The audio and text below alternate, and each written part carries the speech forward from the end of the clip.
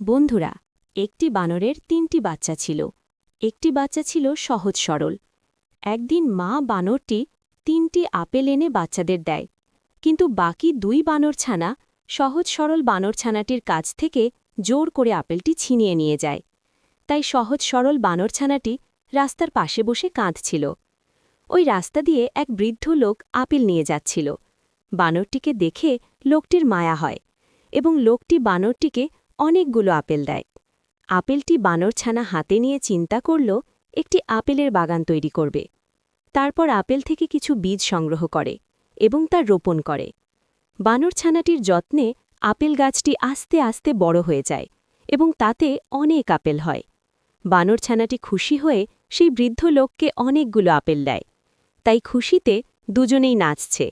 আরও বাগান করবে বানরছানাটি। যদি তোমরা সাবস্ক্রাইব ও লাইক কমেন্ট শেয়ার করো